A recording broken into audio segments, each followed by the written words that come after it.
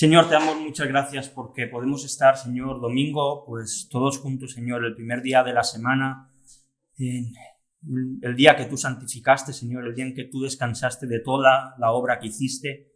Y queremos, Señor, también santificar nuestras vidas y presentarnos con la humildad, Señor, de aquellos que necesitan que tú nos hables, Señor, que necesitamos que tú sigas trabajando en nuestra vida, que reconocemos que hay muchas cosas que están mal, pero que sabemos que en ti encontramos el consuelo, encontramos las fuerzas, encontramos la esperanza, encontramos, Señor, la sabiduría, el perdón, Señor, y por eso te queremos presentar este tiempo también, para que tú dirijas todo y tú hables a nuestra vida en esta mañana, Jesús. Amén. Amén. Hace algunos años, y hablo pues como de 15 años así, se estrenó una serie de televisión que me encantaba. Creo que es de las mejores series que yo he visto nunca. Era una serie en la que a un hombre lo metieron en la cárcel por un delito en el cual le acusaban. Y su hermano, para intentar librarle, se tatuó todo el cuerpo con unos tatuajes pues increíbles, pero que dentro había un mapa para poder librar a su hermano de la cárcel. Se llamaba Prison Break. Y hoy me gustaría hablar de cárceles y de escapes de cárceles. De un plan de escape para poder huir de la cárcel. Porque ninguno de nosotros estamos en ninguna cárcel física. Creo que ninguno ha salido de permiso este fin de semana para venir a la iglesia. Pero creo que sí hay otro tipo de cárceles en las cuales podemos estar atrapados. Lugares, situaciones, emociones que nos atan, que nos quitan libertad, que nos aprisionan, como puede ser, pues, un montón de cosas. Y si quieren leer conmigo, me gustaría ver cómo en la Biblia se nos presenta un escape de la cárcel. Una persona concretamente que estaba encarcelada y que encuentra una salida. Así que si quieres acompañarme, vamos a ir al libro de Hechos, al capítulo 12, los versículos del 1 al 19. Hechos, capítulo 12, libro de Hechos, capítulo 12, los versículos del 1 al 19.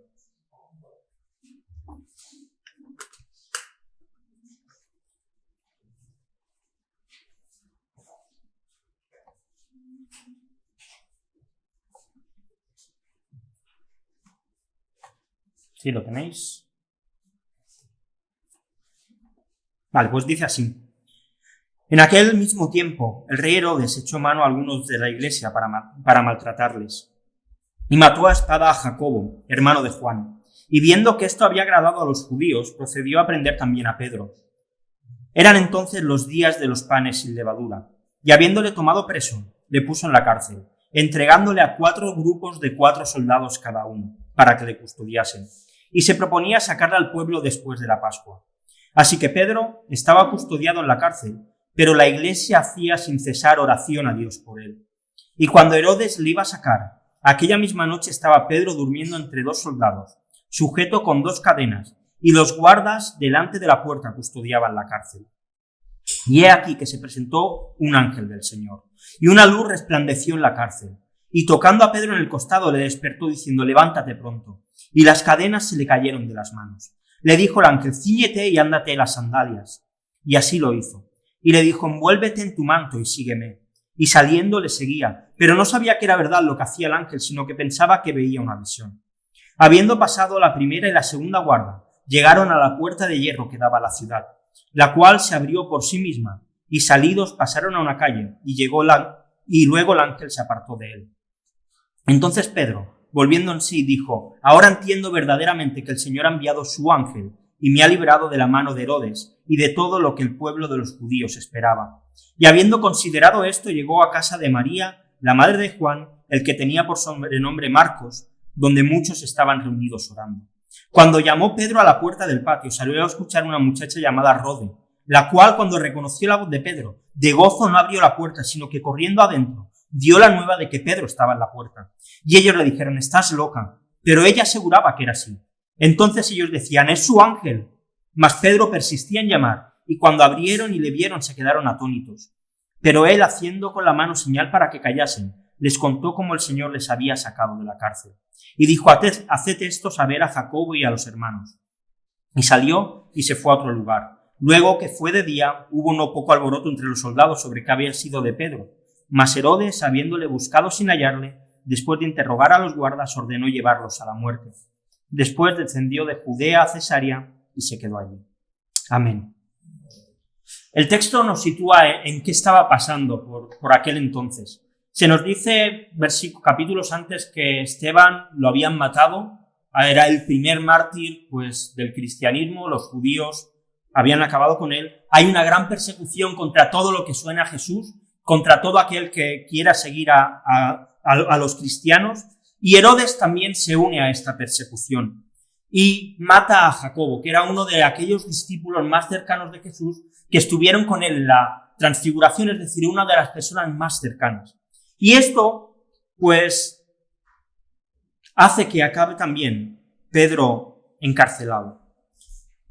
Y vamos a ver también cómo Dios le va a librar de la cárcel en la que él estaba. Pero ocurre algo curioso. Tanto Pedro como Jacobo habían sido de los discípulos cercanos a Jesús. Pero vemos que uno acaba muerto y el otro acaba siendo liberado de la cárcel. ¿Acaso era mejor Pedro que Jacobo? ¿Acaso amaba Dios más a Pedro que a Jacobo? ¿Acaso iba más a usar Dios a Pedro que a Jacobo y por eso uno tenía que morir y el otro no? La verdad es que nada de esto era así. Dios simplemente tenía un plan diferente para Pedro y un plan diferente para Jacobo. Jacobo estaba muriendo, pero estaba entregándose en alabanza a Dios y él estaba siendo un testimonio en su muerte de lo que Cristo había hecho en su vida. Así que Jacobo, aunque murió antes que Pedro y Dios no le libró, estaba cumpliendo su propósito. En cambio, Pedro iba a entregarse cada día de su vida como alabanza a Dios. Iba a ser el apóstol que iba a ir a los gentiles junto con Pablo a llevarles el evangelio, a llevarles la buena noticia de que Jesús había resucitado. Y creo que esto también nos tiene que hacer reflexionar a nosotros. Porque a veces miramos a otros y decimos, ojalá el Señor me tratara a mí así. Ojalá yo tuviese lo que tiene este otro. O ojalá el Señor me librase a mí de las cosas como está librando a otros. Pero es que Dios tiene una manera diferente de tratarnos a cada uno. Cada uno de nosotros vamos a glorificar a Dios, pero lo vamos a hacer de maneras diferentes. Así que no nos quejemos. No envidiemos lo que Dios le da a otro y quizá no nos da a nosotros. Sino, como dice Pablo, estemos contentos con lo que tenemos y busquemos de qué manera podemos glorificar a Dios en la situación en la que estamos. Porque realmente Dios se glorifica cuando hacemos lo que tenemos que hacer. A veces queremos hacer más, pero no hagamos lo que Dios nos pide que hagamos y Dios se glorificará. Jacobo con su muerte glorificó a Jesús y Pedro con toda su vida iba a glorificarlo también. Herodes, como un buen político, ve que la muerte de Jacobo le está dando buenos resultados. Los judíos están contentos con él, su popularidad está creciendo y al fin y al cabo los judíos estaban preocupados con estos cristianos, con estos nuevos seguidores, con esta nueva religión que estaba apareciendo, porque había muchos que se estaban convirtiendo, así que parecía una buena idea matar a los cabecillas, a aquellos que habían estado con Jesús, a aquellos que estaban predicando. Así que Herodes coge a Pedro y lo encarcela y lo hace además en una fecha concreta, en una fecha totalmente estratégica, en la Pascua. ¿Por qué en la Pascua? Porque en la Pascua venían judíos de todo el mundo que iban a Jerusalén a ofrecer los sacrificios y a celebrar la fiesta que les recordaba que Dios les había librado de Egipto. Así que la ciudad de Jerusalén cuatriplicaba, es decir, se multiplicaba por 4 la gente que había normalmente en ella. Así que Herodes dijo, es un buen momento para coger a un cabecilla de estos cristianos y darle un poquito de chicha, un poco de alegría, un poco de felicidad a los judíos. Que vean que yo estoy de su lado y de esta manera, pues, todos iban a poder ver que él era un buen gobernador para ellos. Así que cogen a Pedro, lo meten en la cárcel y dice el texto que ponen 16 guardas romanos para vigilar 2 cosas, que él no se escapase y que nadie viniese a rescatarle. 16 guardas romanos para guardar solamente a una persona, para que después de la Pascua poder sacarlo y que todo el mundo disfrutara viendo cómo lo mataban. Y creo que hay 2 cosas que nos tienen que hacer reflexionar sobre esto. La primera tiene que ver con la clase política. Hoy en día parecen los salvadores de todo. ¿Qué haríamos sin los políticos? En Cataluña llevamos años viviendo y experimentando cómo los políticos nos han llevado a posicionarnos. O eres independentista o no lo eres. Tienes que ponerte en uno de los 2 bandos. Si no, eres equidistante, casi alguien a quien despreciar. Hoy en día, a nivel nacional, En España más o menos se nos empuja lo mismo. La izquierda, o estás con ellos o eres un facha. La derecha, o estás con ellos o eres un comunista. Parece que nadie puede estar en el medio. Que nadie puede decir que todos hacen cosas mal y que todos seguramente también hacen algunas cosas bien. Pero aparecen algunos grupos políticos con ideas y ética cristiana, vamos a decirlo entre comillas. Porque saben, y esto quizá en España se ve menos, pero en Estados Unidos se ve más, que el que tenga una ética cristiana va a conseguir el voto de los cristianos. Pero no nos equivoquemos, los políticos actuales, igual que Herodes, buscan su propio beneficio. Como creyentes, ¿tenemos que participar en la vida política? Creo que sí. ¿Tenemos que votar? Creo que sí. ¿Tenemos que posicionarnos? Creo que sí. Pero no hasta el extremo, no seguimos a ellos. Porque no olvidemos, ellos al final buscan su propio beneficio, igual que buscaba Herodes. Y la segunda cosa sobre la que creo que tenemos que reflexionar es sobre cuál era el plan de Herodes. Dice el texto que se proponían sacarle al pueblo después de la Pascua. Herodes se había propuesto sacar a Pedro después de la Pascua para matarlo y que todo el mundo disfrutara, para que fuese la atracción de los judíos, para que pudiesen estar muy contentos ellos. Pero este no era el plan de Dios. El plan de Dios era diferente. Y es que da igual lo que el ser humano se pueda proponer, por muy maravilloso que pueda parecer, por muchos seguidores que puedan tener, por mucha aceptación que pueda haber, si no es el plan de Dios, no va a ocurrir. El ser humano propone, pero Dios es el que dispone las cosas como tienen que suceder. Y esto tiene que darnos paz. Porque vivimos en un tiempo en el que vemos, y cada vez más, esta semana me llegó algún mensaje de unas enseñanzas que están dando en un colegio de Getafe, que porque hay niños no voy a decir los eslogan que tenían, pero eran terribles, terribles. Hablaban básicamente, apaga la tele y disfruta de tu sexualidad a niños de 10, 11, 12 años. No son las edades en que los niños tienen que preocuparse por estas cosas. Pero vemos que el mundo cada vez va más en contra de todo aquello que la Biblia enseña, que va más en contra de la ética cristiana. Pero ver que Dios es el que dispone las cosas tiene que hacer que tengamos paz, que podamos estar tranquilos.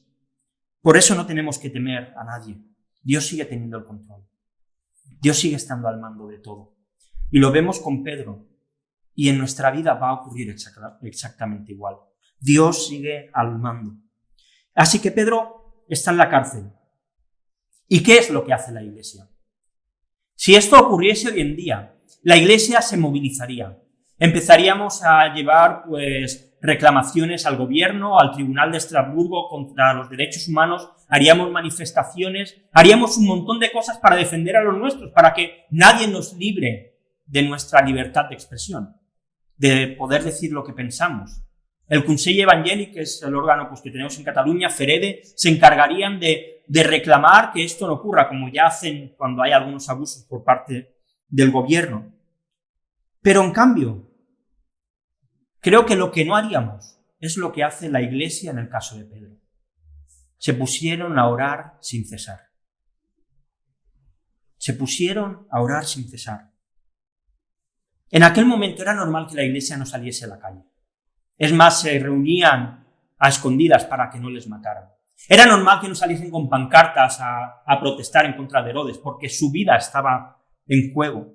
Y creo que el problema que tenemos hoy es que tenemos demasiados derechos, demasiados caminos para protestar y defendernos, demasiados sitios donde ir e intentar reclamar lo que nos pertenece.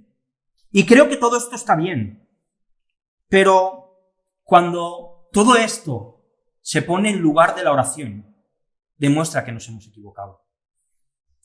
Cuando es más importante y vamos antes a recurrir al gobierno que a Dios, quiere decir que nos hemos puesto a mirar al lugar incorrecto. La iglesia primitiva, la primera iglesia, se puso a orar sin cesar. Durante toda la historia, este ha sido el medio por el cual la iglesia ha sobrevivido. La Reforma, Lutero a la cabeza. la ofensa y lo que él protesta no es contra el gobierno, protesta contra la propia iglesia que se ha corrompido y está llena de oración. En el siglo XVII, XVIII, Inglaterra, Gales, Escocia, Estados Unidos, hay avivamientos que cambian la sociedad. ¿Y sabéis por qué? Porque la iglesia se puso a orar. No intentaron cerrar los bares, no intentaron cerrar los prostíbulos, acabaron cerrados porque el país se convirtió porque la iglesia oró. Y en cambio hoy buscamos nuestros derechos, pero oramos poco. Oramos poco. La iglesia hoy necesita oración. Esta semana veía de un amigo que está viviendo en Alemania y me dijo, oye, voy a ir a esta iglesia para encontrar y tal, y me pasó un vídeo y estuve viendo uno de los cultos de allí, una iglesia muy parecida a la nuestra. Una iglesia de más de 100 personas. Y el pastor decía que al culto de oración iban 20. La iglesia de hoy tiene un problema. Hemos perdido las ganas de orar. La iglesia inicial, la iglesia primitiva, la iglesia del primer siglo, vio que Pedro lo encarcelaron y se pusieron a orar sin cesar. Ojalá nosotros hagamos lo mismo, a orar fervientemente por todas las circunstancias y por todas las situaciones que nos aparecen. Así que tenemos a Pedro encarcelado. 16 soldados vigilando que nadie vaya a él. Al día siguiente Herodes quiere matarle, quiere acabar con su vida. Y en el texto se nos dice que estaba atado con 2 cadenas, una a la mano derecha y una a la mano izquierda. Y que estas cadenas no estaban contra la pared, no sea que las arrancara, sino que iba contra 2 soldados que estaban al lado de él, vigilándolo cada uno de ellos, y otros 2 soldados puestos en la puerta, para que en el caso que por lo que sea Pedro consiguiese acabar con los 2 que estaban con él, los 2 que estaban fuera se iban a ocupar de que Pedro no saliese. Y si alguien quisiese entrar, los 2 que estaban dentro estarían preparados para si los 2 de fuera caían. El riesgo de que esto saliese mal, de que el plan de Herodes saliese mal, era mínimo. Era muy difícil, por no decir imposible, que Pedro acabase saliendo libre. No había escapatoria. Pero imagínate que estás en esa situación. Te han encarcelado. Sabes que al día siguiente te van a matar. Sabes que hay 16 guardas romanos, soldados, preparados para que si alguien viene a librarte, plantar batalla y que tú no salgas de allí. Lo lógico sería que Pedro en esta situación pensase en su mujer. Que estuviese preocupado, no sabemos si tenía hijos o no, es probable que sí, que estuviese preocupado por sus hijos. Que pensara en todo aquello que él no iba a poder hacer. Que se preocupase de cómo va a poder salir él de esta situación. Pero ¿qué es lo que Pedro estaba haciendo? Se quedó dormido. Pedro, ¿de verdad estás a punto de que te maten y te echas a dormir? Sabemos que a Pedro le gustaba dormir, porque cuando vemos en Getsemaní que el Señor les dice, velad y orad conmigo, y se duermen. Pero, ¿cómo puede ser que Pedro ahora su vida está en peligro y se queda dormido? Pedro estaba descansando en Dios. Pedro sabía que ese no era su final.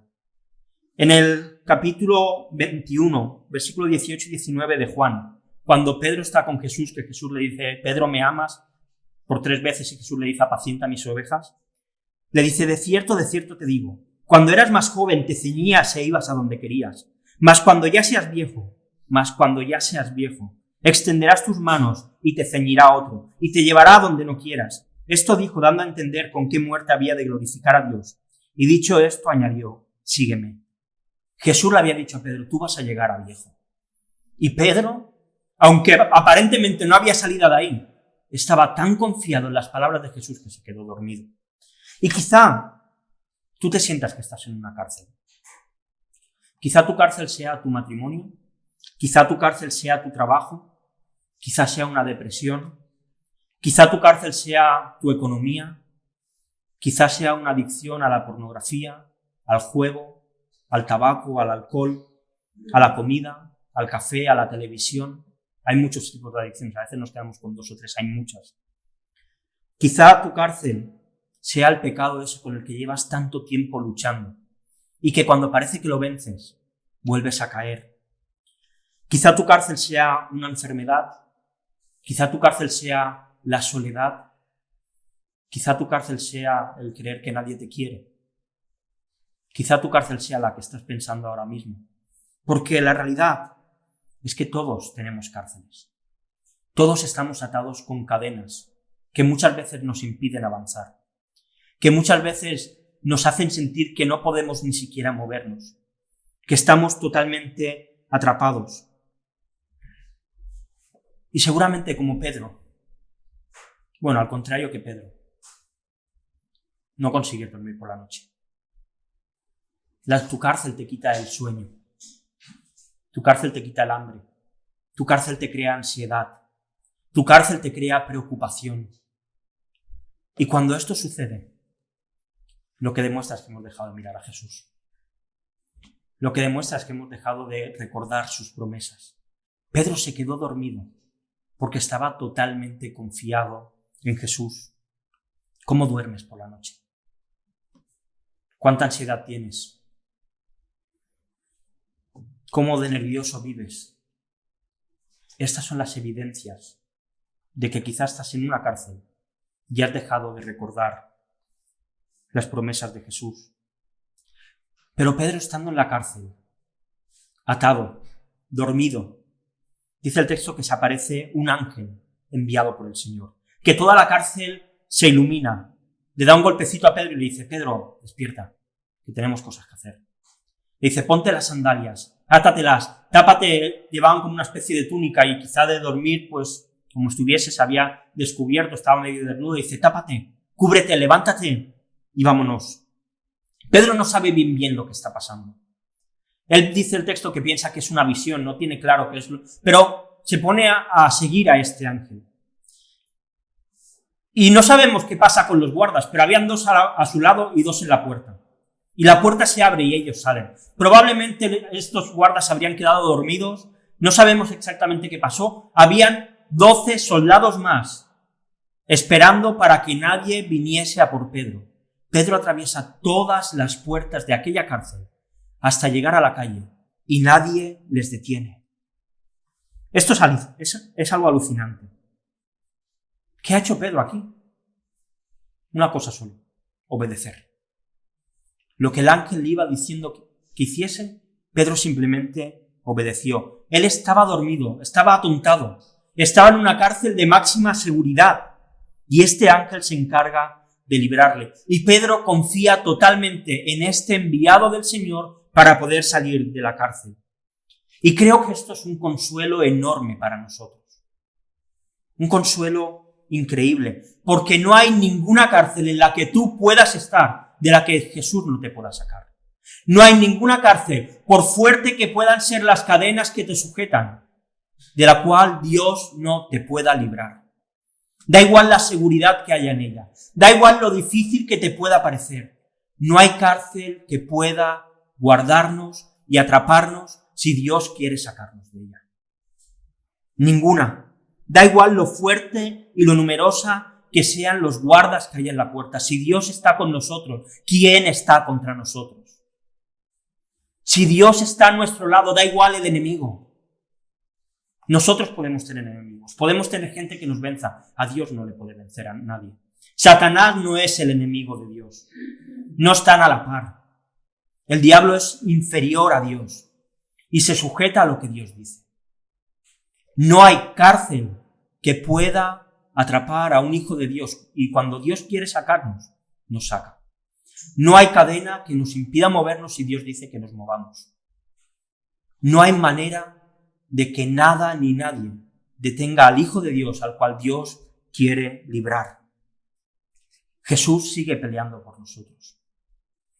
El mismo que estuvo con Israel en Egipto para sacarlos de la esclavitud, el mismo que les hizo atravesar el Mar Rojo, el mismo que les dio maná cada día, el mismo que sacó a los amigos de Daniel del foso y del horno de fuego, el mismo que sacó a Pedro, es el mismo que está hoy con nosotros.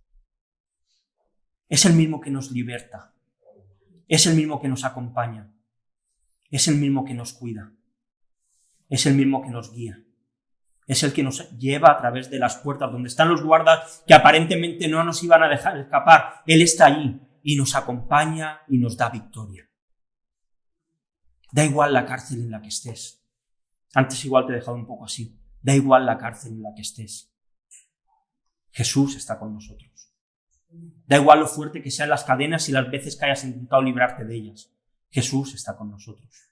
Jesús está a nuestro lado. Él sigue siendo un Dios que está accesible. Quizá aún estés en la cárcel, quizá aún estés sujeto con las cadenas, pero la presencia de Dios sigue estando donde están sus hijos. Así que aunque estés en la cárcel, clama a Dios.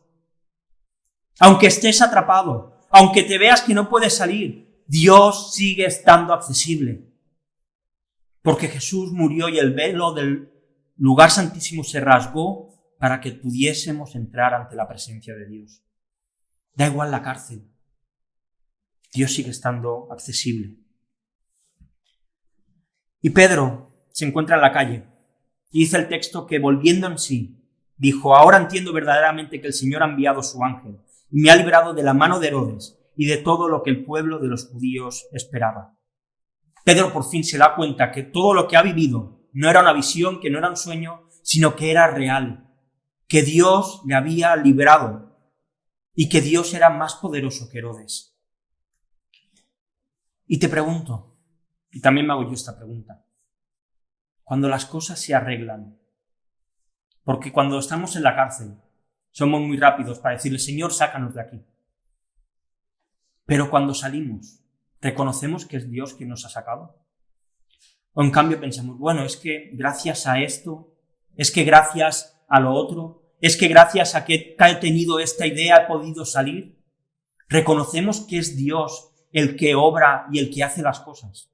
O por el contrario, buscamos otras excusas, buscamos otras situaciones. Ojalá seamos agradecidos con Dios, con las cosas que Él hace en nuestra vida, y que el Señor nos ayude que así sea. Pedro está en la calle, el ángel se ha marchado, se ha quedado solo, se ha dado cuenta que ha sido Dios el que le ha librado y decide ir a la casa de María, la madre de un chico llamado Juan Marcos. Este Juan Marcos más adelante se iba a ir en un viaje misionero con Pablo y con su tío Bernabé. A mitad del viaje misionero, este Juan Marcos les iba a abandonar, les iba a dejar solos, y cuando Pablo va a emprender su segundo viaje, se enfada con Bernabé porque Bernabé quiere llevar a Marcos y Pablo le dice: este me ha dejado tirado una vez, dos no, este conmigo no viene. Y vemos que Pablo se va con un lado con Silas y Bernabé se va con este joven, con este Juan Marcos, por otro lado. Este Juan Marcos, más adelante Pablo iba a escribir una carta donde iba a decir: tráeme también a Marcos, el cual me es útil para el Evangelio. Este Juan Marcos, que parecía un desastre, se convirtió en una persona útil para el Evangelio. Y finalmente acabó escribiendo uno de los 4 Evangelios. Muchos dicen que fue el escriba de Pedro. Pedro le contó, le narraba y él escribía. Pero vemos que alguien que parece insignificante llega a ser alguien muy importante. Y llega a esta casa. Y dice el texto que allí había muchos reunidos orando. Eran ya las tantas de la noche. Pero la iglesia no dejó de orar. La iglesia siguió clamando a Dios. Orando por Pedro, para que Dios lo librase y que Pedro no acabase muriendo. Y es que sabes algo, mira, cuando la iglesia se pone de acuerdo, cuando la iglesia ora junta y clama a Dios, Dios responde. Cuando la iglesia se pone de acuerdo y se postra delante de Dios y llora y le dice: Señor, por favor, obra, Dios contesta. El poder de la oración de la iglesia tiene mucho. A veces creo que nos falta orar más juntos, que necesitamos hacerlo más, unidos. Y está claro que cada uno en nuestras casas oramos, y que oramos seguro unos por otros. Pero cuando nos reunimos, tenemos que orar más. Necesitamos orar más. Que el Señor nos ayude a ser como estos, que estuvieron toda la noche, hasta las tantas, clamando por Pedro, esperando que Dios obrara. Porque cuando oramos juntos, lo que hacemos es orar como uno solo. Y somos la esposa de Jesús. Cualquier buen marido, cuando su esposa le pide algo, siempre y cuando sea algo bueno, intenta dárselo. Jesús también intenta darle a su esposa lo que es bueno. Así que cuando oramos como iglesia, estamos orando como la esposa de Jesús, que vendrá un día a buscarnos y pasaremos con Él toda la eternidad. Pedro llega a la puerta del patio y empieza a picarle a la puerta. Empieza a picar. No sé si lo haría muy fuerte o muy flojo, porque era de noche y tampoco era plan de despertar a todo aquel barrio. Y llega una chica que se llama Rode, que significa rosa. Y los comentaristas se ponen de acuerdo en esto, en que era normal que, como estaban haciéndolo a escondidas, hubiese una persona que estuviese como portera para que en el caso de que alguien quisiese unirse a la oración, pues no se despertase todo el barrio, se alertase a las guardias y se pusiesen en peligro. Así que esta chica oye la voz de Pedro y lo reconoce. ¿Y qué era lo normal que hubiese hecho? Abrir la puerta y decirle: Pedro, pasa. ¿Y qué hace ella? Se va para adentro y deja a Pedro al fuera. Se va, pero está tan contenta, está tan feliz de escuchar a Pedro, que se va a los de dentro y dice: que Pedro está en la puerta. ¿Y sabes lo que le dicen los que están orando? Están loca. ¿Cómo va a estar Pedro en la puerta si está encarcelado? Y ella insiste que sí está, que lo he escuchado. Y le dicen: pues será su ángel. Los judíos creían que cada persona tenía una especie de ángel guardián y que a veces se presentaba físicamente con la apariencia de la persona a la que guardaban. Por eso habla eso. Pero creo que es curioso cómo somos las personas. La iglesia estaba orando fervientemente.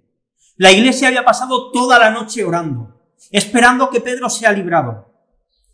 Y ahora aparece Pedro y no se lo cree. Y son desconfiados. Y le dicen a esta chica que está loca, que cómo va a estar allí Pedro. Creo que no podemos acusar a estos hermanos nuestros de falta de fe. Alguno quizá diga: es que no tenían fe. Pero creo que sí que les sorprendió de la manera que Dios hizo las cosas. Estoy seguro que ellos pensaban que quizá, pues después de lo que le hiciesen a Pedro después de la Pascua, Dios podía librarle, que podía hacer que no muriese. Pero no se esperaban que Dios lo sacase de la cárcel esa misma noche. Y esto también tiene que hacer que nosotros estemos preparados cuando oramos. Preparados para que Dios pueda sorprendernos. Para que Dios responda quizá de maneras que no lo esperamos. Cuando oramos creo que lo hacemos con fe, pero a veces nos falta ese punto de, dejadme así decir, de osadía. De esperar que Dios nos sorprenda de alguna manera. Y creo que es algo que tenemos que tener. Y Pedro, al ver que nadie le abre, pues sigue picando. Oye, abridme, que estoy aquí fuera, abridme. Y al final le abren, entra y literalmente todos se quedan alucinados. Todos se quedaron flipando de ver allí a Pedro. No se esperaban que Pedro apareciese. Seguramente alguno intentó gritar de alegría, se intentó abalanzar para abrazarle, para demostrar su felicidad, pero Pedro les hace un gesto y dice: callad, que nos van a oír. Y entonces empieza a explicarles todo lo que había ocurrido.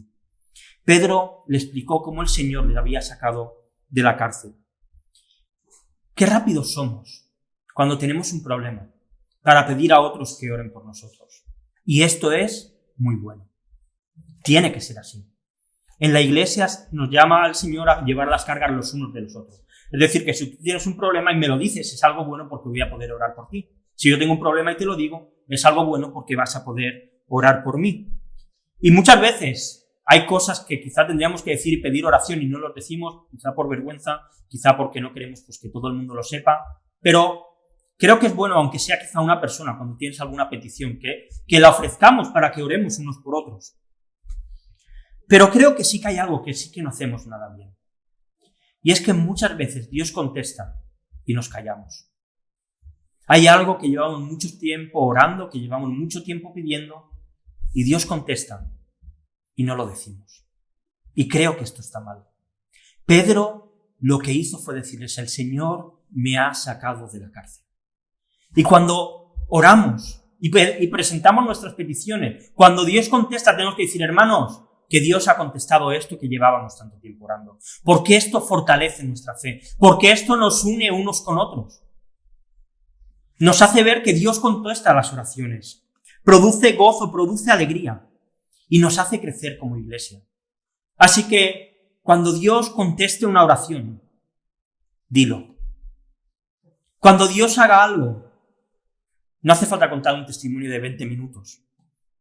Pero sí que vale la pena decir: hermanos, a quien dirige, oye, que mira, llevaba tiempo orando por esto y el Señor ha contestado. Llevaba tiempo, como sabéis, presentando esta petición y Dios ha obrado.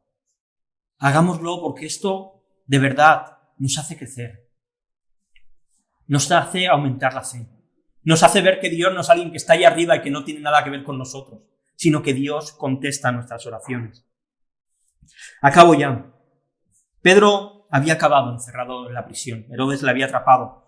Había puesto todas las medidas de seguridad necesarias para que no escapara. 16 soldados romanos, preparados para la batalla, dispuestos a evitar que Pedro saliese de allí.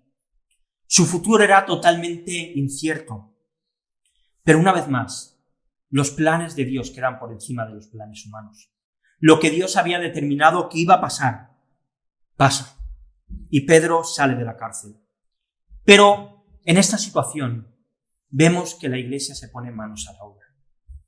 Que la iglesia se pone a clamar. Que la iglesia se pone a orar. Que ora sin cesar. Que ora con fe. Que ora con confianza. Y creo que tú y yo, nuestra iglesia, tenemos que ser de la misma manera. Una iglesia que se caracterice por orar con fe, por orar con confianza, por orar sin cesar, por orar con fuego, con ganas, sabiendo que Dios responde como una sola voz. Mira, la iglesia tenemos dos armas, la oración y el clamor. Y son dos armas que tenemos que llevar a cabo, dos armas que tenemos que utilizar. No dejemos de orar, no dejes de interceder por los que están aquí. Míralos, mirad hacia adelante, hacia atrás, yo os veo a todos desde aquí. Miraos entre vosotros. No dejes de orar por todos ellos. No dejes de acordarte de ellos en tu casa cuando ores. Te cuento un secreto. Yo necesito que oréis mucho por mí. Y estoy seguro que vosotros necesitáis que yo ore mucho por vosotros. Porque es difícil vivir la vida cristiana. Porque no es sencillo, porque a veces nos faltan las fuerzas, porque a veces estamos encerrados en cárceles y no hay manera de salir de ahí. Y necesitamos orar unos por otros. Por aquellos que están en la cárcel, también por aquellos que están fuera. Necesitamos dar gracias a Dios los unos por los otros, por la obra que el Espíritu Santo va haciendo en nuestras vidas.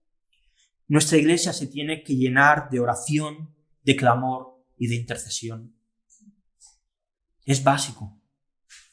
Cuando oramos, Dios hace cosas. Y quizá, como Pedro, hoy estés en una cárcel. Quizá, como Pedro, estés atado con cadenas que no te permiten avanzar. Todos tenemos las nuestras. Todos tenemos nuestras cosas. Cosas que quizá nadie sabe, ni tu marido, ni tu mujer, ni tus padres, ni tus hijos, ni tu mejor amigo. Todos necesitamos que la iglesia ore para poder salir y vencer a nuestras cárceles y a nuestras cadenas. No desesperes. Si estás en la cárcel, no desesperes. Quizá no veas salida. Quizá mires por la puerta, por los grilletes, y digas, madre mía, con la de enemigos que hay ahí esperando para que yo no salga. Quizá estés ahí, porque cuando estamos en la cárcel y está todo oscuro, perdemos la esperanza. No es fácil estar en la cárcel y no es fácil tener cadenas que nos atan y que nos impiden movernos. Pero también es verdad que no hay ninguna cárcel tan fuerte y tan protegida en la que Jesús no pueda entrar. No hay ninguna cárcel ni ninguna cadena tan poderosa que pueda impedir que Jesús venga a librarte. Así que quizá Jesús no ha llegado aún y seguimos en la cárcel. Sigue clamando a Dios. Sigue confiando en Él. Sigue esperando. Clama a Dios que te libre de ella. Y comparte tu cárcel con otros. Y dile, oye, mira dónde estoy. Necesito que ores por mí. Necesito que me ayudes a salir. Necesito que hables conmigo. Cada uno tenemos nuestras cárceles, nuestras cadenas. Pero Jesús promete ser nuestro libertador. Vamos a orar. Señor, gracias por esta, Señor, pues momento en el que tú obraste de esta manera tan poderosa para librar a Pedro de la cárcel, Señor. Y gracias porque esto nos recuerda que no hay ningún enemigo que sea tan poderoso como para poder vencerte a ti. Y Señor, tú que nos conoces a cada uno, que sabes nuestra vida, que conoces nuestro corazón, que sabes cuáles son nuestras cadenas, que sabes en las cárceles que quizá nos encontramos, te rogamos que tengas misericordia de nosotros, Señor, que vengas a librarnos, que vengas a sacarnos de ellas, porque tú eres un Dios poderoso, tú eres un Dios libertador, y con tu sangre has pagado por todos nuestros pecados, así que te pedimos que seas nuestro libertador, Señor, que igual que sacaste a Israel de Egipto, que igual que sacaste a Pedro de la cárcel, nos saques de aquellos sitios en los que estamos y que no somos capaces de salir por nuestras fuerzas, que no podemos salir, sino que tú envíes tu Espíritu Santo para librarnos, para romper pecados, Señor, para restaurar relaciones, para cambiar nuestro corazón, para amarte más y amar más a los demás, Señor. Líbranos de nuestras cárceles y ayúdanos, Señora, como iglesia, clamar a una sola voz. Como tu esposa, Señor, te rogamos que tú tengas misericordia de nosotros, que tú nos ames, Señor, y sigas demostrándonos, Señor, que tú eres un Dios cercano, y ayúdanos a ser agradecidos, Jesús. Amén.